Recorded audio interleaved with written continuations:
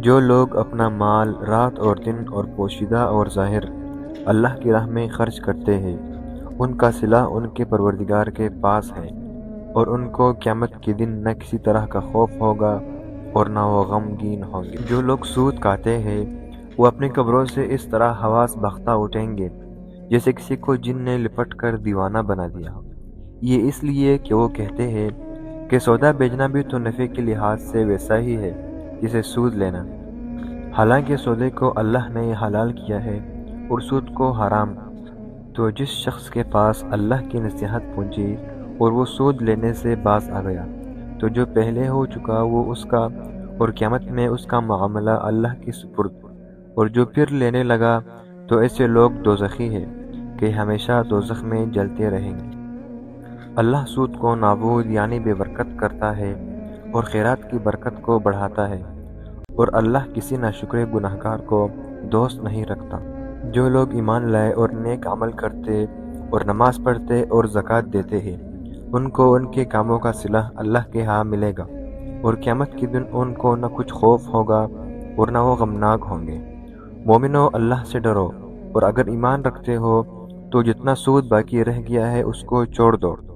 اگر ایسا نہ کرو گے تو خبردار ہو جاؤ کہ تم اللہ اور رسول سے جنگ کرنے کے لیے تیار ہوتے ہو، اور اگر توبہ کر لو گے اور سود چھوڑ دو گے تو تم کو اپنی اصل رقم لینے کا حق ہے، جس میں نہ اوروں کا نقصان ہو اور نہ تمہارا نقصان۔ اور اگر قرض لینے والا تنگ دست ہو تو اسے کچھ عیش کے حاصل ہونے تک مہلت دو، اور اگر زر قرض بخش ہی دو تو تمہارے لیے زیادہ اچھا ہے، بشرطے کہ تم سمجھو۔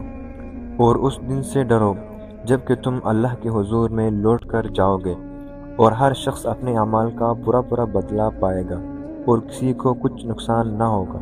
مومنو، جب تم آپس میں کسی معاہدے معین کے لیے قرض کا معاملہ کرنے لگو تو اس کو لکھ لیا کرو، اور لکھنے والا تم میں کسی کا نقصان نہ کرے بلکہ انصاف سے لکھے۔ نیز لکھنے والا جیسا اسے اللہ نے سکھایا ہے لکھنے سے انکار بھی نہ کرے، اور دستاویز لکھ دے، اور جو شخص قرض لے وہی دستاویز کا مضمون بول کر لکھوائے، اور اللہ سے کہ اس کا مالک ہے خوف کرے، اور زر خوف میں سے کچھ کم نہ لکھوائے۔ اور اگر قرض لینے والا بے عقل یا ضعیف ہو یا مضمون لکھنے والے کی قابلیت نہ رکھتا ہو تو جس کا ولی ہو وہ انصاف کے ساتھ مضمون لکھوائے، اور اپنے میں سے 2 مردوں کو ایسے معاملے کے گواہ کر لیا کرو، اور اگر 2 مرد نہ ہو تو 1 مرد اور 2 عورتیں جن کو تم پسند کرو کافی ہے، کہ اگر ان میں سے ایک بھول جائے گی تو دوسری اسے یاد دلائے گی۔ اور جب گواہ کو گواہی کے لیے طلب کیے جائے تو انکار نہ کرے، اور قرض تھوڑا ہو یا بہت اس کے دستاویز کے لکھنے لکھانے میں سستی نہ کرنا۔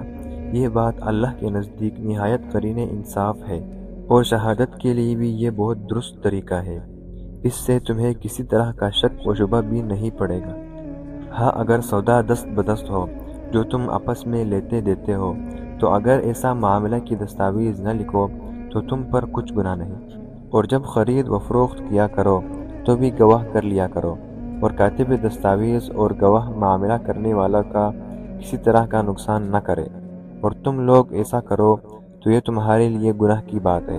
اور اللہ سے ڈرو اور دیکھو کہ وہ تم کو کیسے مفسد باتیں سکھاتا ہے، اور اللہ ہر چیز سے واقف ہے۔ اور اگر تم سفر پر ہو اور دستاویز لکھنے والا مل نہ سکے تو کوئی چیز رہن یا قبضہ رکھ کر قرض لے لو، اور اگر کوئی کسی کو قوامین سمجھے یعنی رہن کے بغیر قرض دے دے تو امانت دار کو چاہیے کہ صاحب امانت کی امانت ادا کر دے، اور اللہ سے جو اس کا پروردگار ہے ڈرے، اور دیکھنا شہادت کو مت چھپانا، جو اس کو چھپائے گا وہ دل کا گناہگار ہوگا، اور اللہ تمہارے سب کاموں سے واقف ہے۔ جو کچھ آسمانوں میں ہے اور جو کچھ زمین میں ہے سب اللہ ہی کا ہے۔ تم اپنے دلوں کی بات کو ظاہر کرو گے تو یا چھپاؤ گے، اللہ تم سے اس کا حساب لے گا، پھر وہ جسے چاہے مغفرت کرے اور جسے چاہے عذاب دے، اور اللہ ہر چیز پر قادر ہے۔ اللہ کے رسول اس کتاب پر جو ان کے پروردگار کی طرف سے ان پر نازل ہوئی ایمان رکھتے ہیں، اور مومن بھی سب اللہ پر اور اس کے فرشتوں پر اور اس کی کتابوں پر اور اس کے پیغمبروں پر ایمان رکھتے ہیں۔ اور کہتے ہیں کہ ہم اس کے پیغمبروں میں سے کسی میں کچھ فرق نہیں کرتے، اور وہ اللہ سے عرض کرتے ہیں کہ ہم نے تیرا حکم سنا اور قبول کیا۔ اے پروردگار، ہم تیری بخشش مانگتے ہیں اور تیرے ہی طرف لوٹ کر جانا ہے۔ اللہ کسی شخص کو اس کی طاقت سے زیادہ تکلیف نہیں دیتا۔ اچھے کام کرے گا تو اسے اس کا فائدہ ملے گا، اور برے کام کرے گا تو اسے اس کا نقصان پہنچے گا۔ اے پروردگار، اگر ہم سے بھول یا چوک ہو گئی ہو تو ہم سے مواخذہ نہ کیجیو۔ اے پروردگار، ہم پر ایسا بوجھ نہ ڈالیو جیسا تو نے ہم سے پہلے لوگوں پر ڈالا تھا۔ اے پروردگار، جتنا بوجھ اٹھانے کی ہم میں طاقت نہیں اتنا ہمارے سر پر نہ رکھیو، اور اے پروردگار، ہمارے گناہ سے درگزر کر اور ہمیں بخش دے اور ہم پر رحم فرما۔ تو ہی ہمارا مالک ہے اور ہم کو کافروں پر غالب فرما۔ شروع اللہ کا نام لے کر جو بڑا مہربان نہایت رحم والا ہے۔ الف لام میم۔ اللہ جو معبود برحق ہے، اس کے سوا کوئی عبادت کے لائق نہیں، زندہ ہمیشہ رہنے والا۔ اس نے اے محمد تم پر سچی کتاب نازل کی جو پہلی آسمانی کتابوں کی تصدیق کرتی ہے، اور اس نے تورات اور انجیل نازل کی، یعنی لوگوں کی ہدایت کے لیے پہلے تورات اور انجیل اتارے، اور پھر قرآن جو حق اور باطل کو الگ الگ کرنے والا ہے نازل کیا۔ جو لوگ اللہ کی آیتوں کا انکار کرتے ہیں ان کو سخت عذاب ہوگا، اور اللہ زبردست اور بدلہ لینے والا ہے۔ اللہ ایسا خبیر و بصیر ہے کہ کوئی چیز اس سے پوشیدہ نہیں، نہ زمین میں اور نہ آسمان میں۔ وہی تو ہے جو ماں کے پیٹ میں جیسے چاہتا ہے تمہاری صورتیں بناتا ہے، اس غالب حکمت والے کی سوا کوئی عبادت کے لائق نہیں۔ وہی تو ہے جس نے تم پر کتاب نازل کی جس کے بعض آیتیں محکم ہیں، اور وہی اصل کتاب ہے، اور بعض متشابہہ ہے۔ تو جن لوگوں کی دلوں میں کجی ہے وہ متشابہات کا اتباع کرتے ہیں تاکہ فتنہ برپا کرے اور مراد اصلی کا پتہ لگائے، حالانکہ مراد اصلی اللہ کے سوا کوئی نہیں جانتا۔ اور جو لوگ علم میں دستگاہ کامل رکھتے ہیں وہ کہتے ہیں کہ ہم ان پر ایمان لائے، یہ سب ہمارے پروردگار کی طرف سے ہے، اور نصیحت تو عقل مند ہی قبول کرتے ہیں۔ اے پروردگار، جب تو نے ہمیں ہدایت بخشی ہے تو اس کے بعد ہمارے دلوں میں کجی نہ پیدا کر دیجیو، اور ہمیں اپنے ہاتھ سے نعمت عطا فرما، تو بڑا عطا فرمانے والا ہے۔ اے پروردگار، تو اس روز جس کے آنے میں کچھ بھی شک نہیں سب لوگوں کو اپنے حضور میں جمع کر لے گا۔ بے شک اللہ خلاف وعدہ نہیں کرتا۔ جو لوگ کافر ہوئے اس دن نہ تو ان کا مال ہی اللہ کے عذاب سے ان کو بچا سکے گا، اور نہ ان کی اولاد ہی کچھ کام آئے گی، اور یہ لوگ آتش جہنم کا ایندھن ہوں گے۔ ان کا حال بھی فرعونیوں اور ان سے پہلے لوگوں کا سا ہوگا جنہوں نے ہماری آیتوں کی تکذیب کی تھی، تو اللہ نے ان کو ان کی گناہوں کے سبب عذاب میں پکڑ لیا تھا، اور اللہ سخت عذاب کرنے والا ہے۔